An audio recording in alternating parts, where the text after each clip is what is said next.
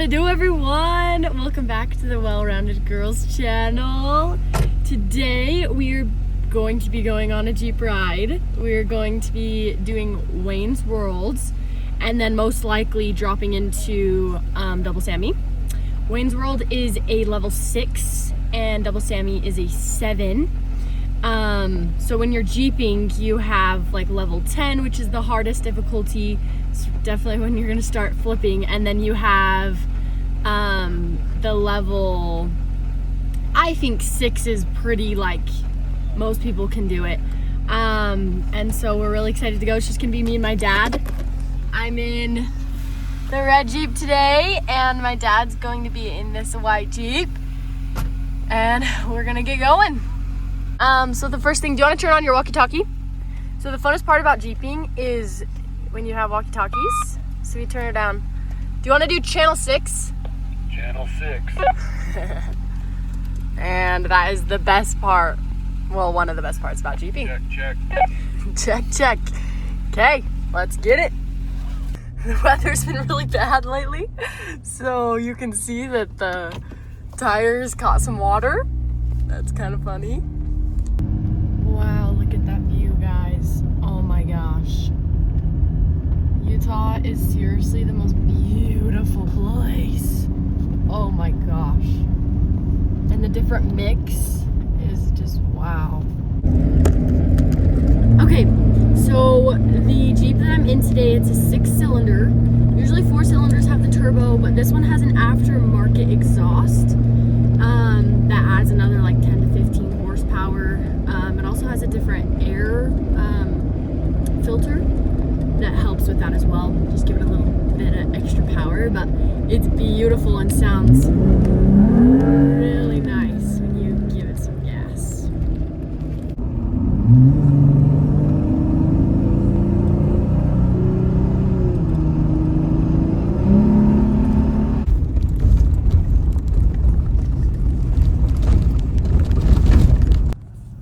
Okay, so there's 3 steps that you need to do in order for you to be able to go Jeeping. So that first one is we are going to go and get the flag and put the flags on the back of our Jeeps. Make sure it's on there nice and tight and you have your flag. This is super important because you want to be able to see if someone's coming up. If you're going over like a big sand dune or through berms, you want to be able to make sure you can see other Jeeps or racers or someone else coming over the other side. So it's really important that you have your flag on. The second thing is you want to deflate your tires. So the desired PSI usually that I guess my dad taught me and I've always done was to do deflate the tires to anywhere from 13 to 10 PSI. This helps with traction. This helps with also if you hit something like super sharp, it could just split your tire open. So it helps mostly with traction, but also to not pop your tire. So that's the second step, which we've already kind of done. And then yeah, okay, everyone, we are at the head of the trailhead. This is Wayne's World. It's a level 6, as you can see right there. Out of all of Jeeping, this is probably the hardest part on your Jeep. And it's just because Jeeps are built to climb things. They're not built to go fast through, you know, different whoops or hit different, I guess, jumps in a way, or berms. And so usually just getting to the obstacles is like the hardest part on your Jeep. But it's sometimes the funnest.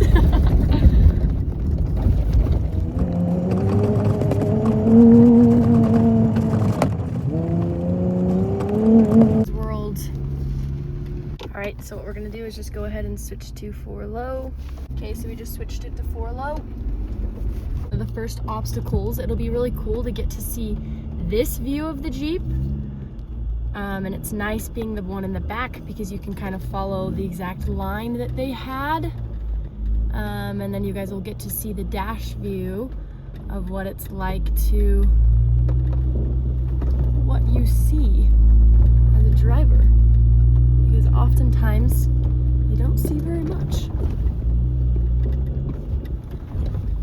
Now, what's key when you're going up an obstacle is genuinely just keeping it consistent, right? Consistency is key, which is always hard,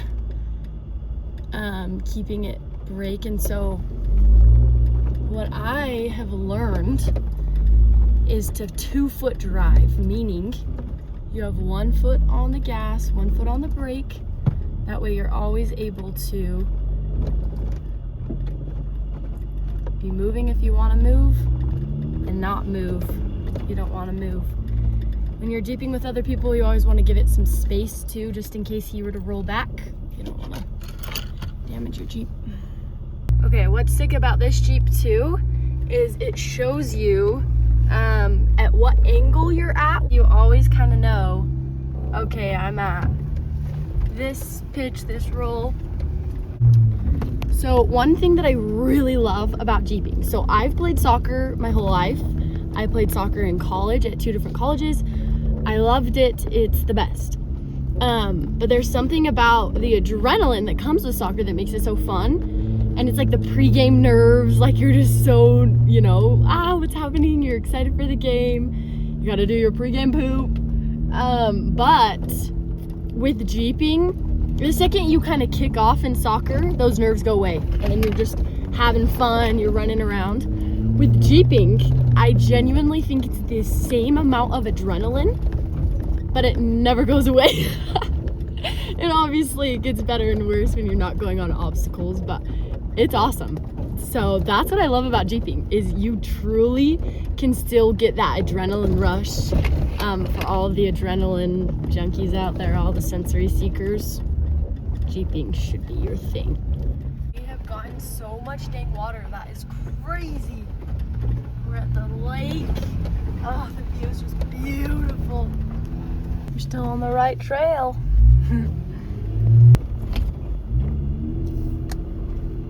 It's just a smaller obstacle, but still quite fun. So you want to make sure both of your front tires hit at the same time, and then once you start going up, you just are consistent and steady on that gas.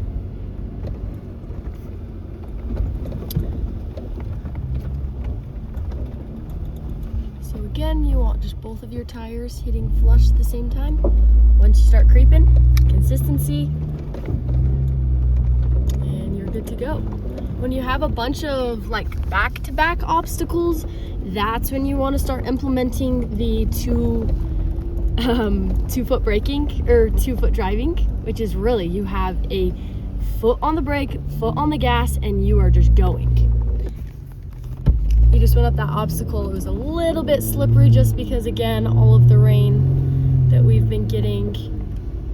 So that's especially why you want to get some traction, and you want to a little bit of slipping, but made it just fine. This Jeep does have a lot more horsepower than that one. You look at that. Oh, so cool. So when choosing your line, you want to be very careful. Obviously right now, this is the perfect example to show you how to choose your line, considering it's so wet that you can see exactly where he put those tires. That's sometimes genuinely the hardest part about jeeping, is knowing exactly where to put your line, put your tires. So choosing your line just means where you're gonna put your tires in reference to what you're going up versus down. And that's like probably one of the hardest parts, which is why when you go with like the Jeep Jamboree is what we like to go, who we like to go with down here. But my dad always knows all the different trails and whatever, but doing that, they will stand out with their walkie-talkies. You all have your walkie-talkies, you all get to talk together. And so that's why it is kind of nice to have the walkie-talkies, is they will get out and point, okay, right tire over, left tire over, to help you with your line, because these guys have been doing it way longer. They're very experienced. And so it's nice when you go with a bunch of people. It's called the Jeep Jamboree. Look it up. They're great.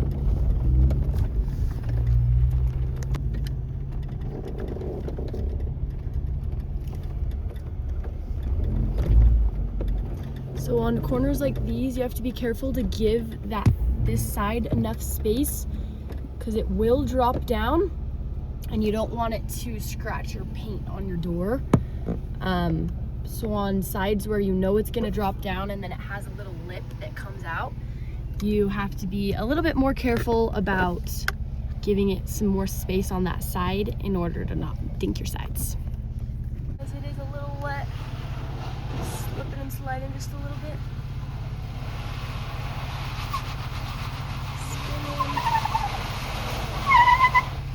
Nice. Again, he was consistent on that gas, and so he was able to just keep spinning, keep those tires spinning. And then once he was good, those tires finally got that traction and that grip, and he was good to go. So we're gonna just do a 3-point turn right here. It didn't look like he had the front or rear lockers on. I don't think we will. If we have lots of problems with this obstacle, we can pop those on. Let's see about this.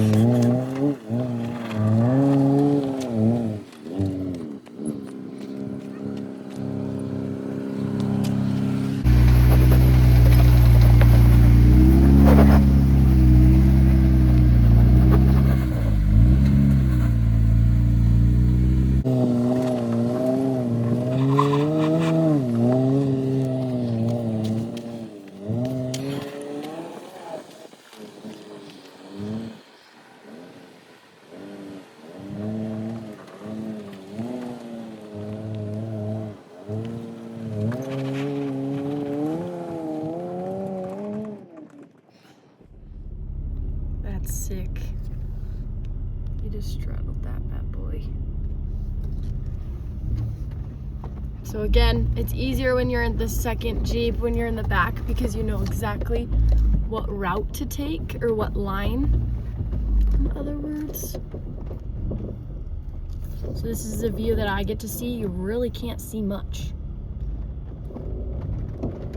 But you know, okay, it's gonna drop down right here.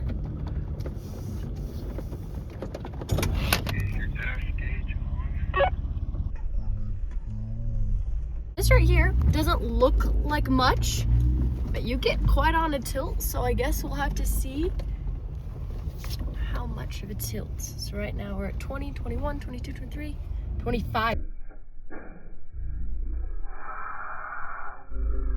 A little bit sketchy, so that's probably why this trail is rated what it is.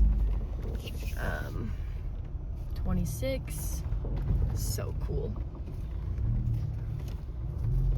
Ooh, look at all the water, that's crazy. We've been, here in Utah, we've been really needing a lot of water, so it's awesome that we're getting some water. Heck, we even have some snow that's stuck. There's no way that's snow. Guys, we even got snow. Wow, that's crazy. You look at the rocks too, they're gonna be darker. Therefore, you know, okay, that's the line everyone else chose. And on some obstacles, depending how old they are or whatnot, you don't want to choose those lines. But majority of the time, you look at the rock, you see what's black, like right there, boom. Okay, I know most people have put their tires right there, and then you can kind of pick your line from there, because again, can you see anything? I cannot. This does not do it justice, I am telling you. But we're about to do it, and then I can tell you the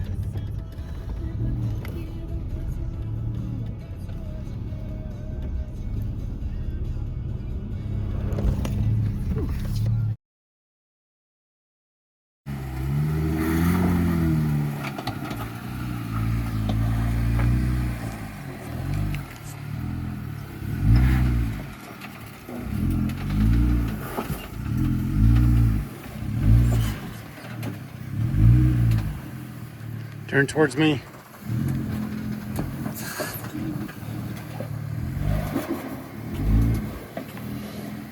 What's your angle right there? 18. Okay, it'll get worse. Just come out of that real slow and then go up by me and then just keep going up those hills. What is it now?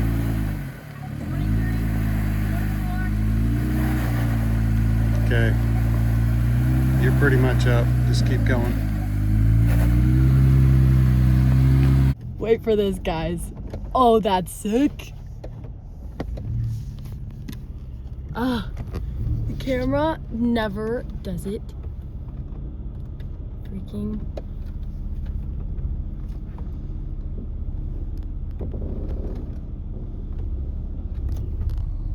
Let's see what we get to here. 26, 27, 28.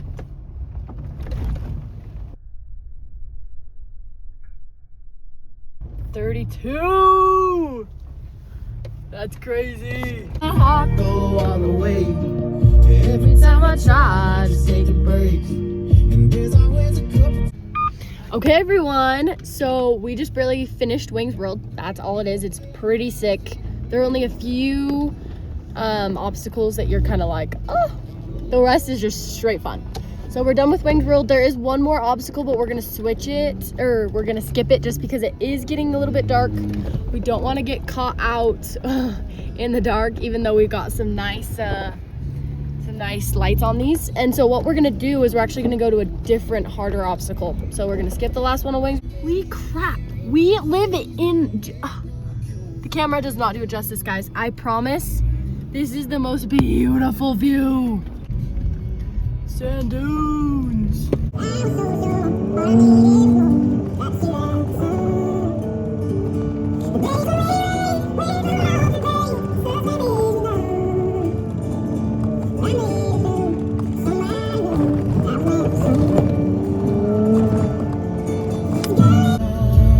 Now we're hitting double Sammy.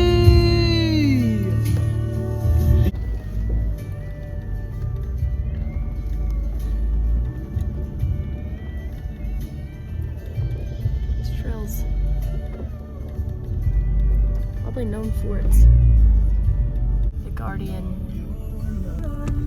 It's too slippery to kind of go slow, so you just kind of gotta send it.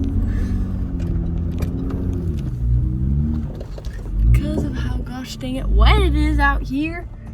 But that was pretty slick. As in that was good, not as in like slick. So it's good.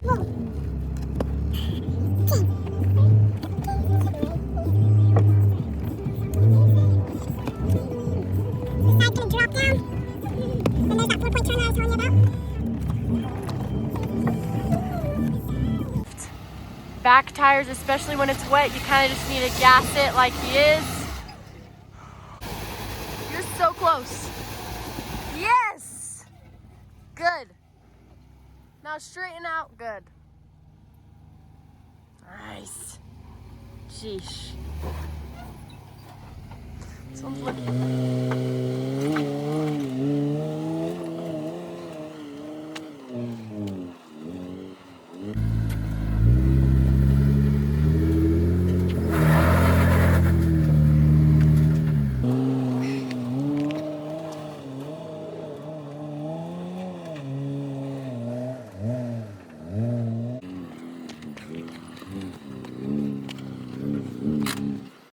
Okay, something that I really wanted to mention was when you're Jeeping, you don't use the terms go more to the right, put your tire to the right, put your tire to the left, but you use more driver's side or more passenger side. It's probably for people like me. I am right-hand dominant, but I use my right and left a lot interchangeably. It depends on the sport. It depends on school. Sometimes I use both a lot. And so sometimes my brain, it takes a little bit longer to realize which way is right and which way is left, considering I use both pretty evenly. I am kind of ambidextrous. And so with Jeeping, when you are Jeeping, those seconds matter. It could be a matter of if you roll or not. And so we use the terms go more passenger side, go more driver side, so people can quickly make that adjustment. It's kind of awesome. So everyone start implementing more driver's side or more passenger side. Well, as you guys can see, we're getting to the end of Double Sammy. My dad's about to go, but it's gotten pretty dark pretty quick. Pretty cold, pretty gosh dang it quick. Wow, that view. So let's see. Said you have to take the higher route in order to get the grip that we need, but it does make it pretty sketch with that. Ooh, tires just off. How much you sliding? Nice! Oh, it's bad. Woo! Yeah, baby!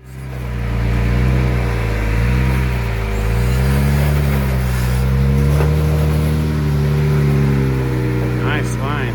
She can roll through it.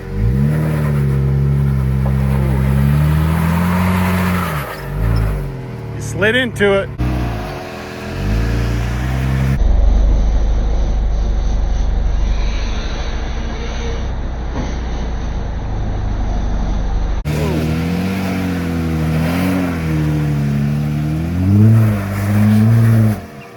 Bumped through it all right. All right, ladies and gents, all we have left is this double climb on Double Sammy.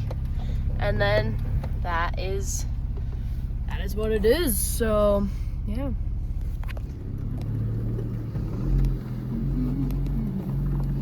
Dang, he made that look smooth. Look at that double climb. Woo! It's getting dark that you can finally see the lights. I'm just gonna creep up this.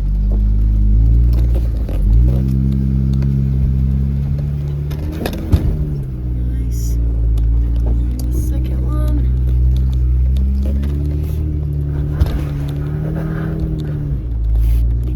And we're up. There is one last final obstacle at the end of this one, so this one's not the last. We didn't do it just because the sun was already dropping and it was really, really wet. And so it would have taken some time, but that's Double Sammy. Like this video, go ahead and like and subscribe down below to get some more nice chicken videos. Let's go! From here, we just had our ride home. That was the exit right there. I totally missed it. I was not paying attention at all. So then I had to flip around, but usually the ride home is maybe a good 6-7 minutes, so we're really blessed to be so dang close. Again, thank you for watching. Like and subscribe down below to see more content.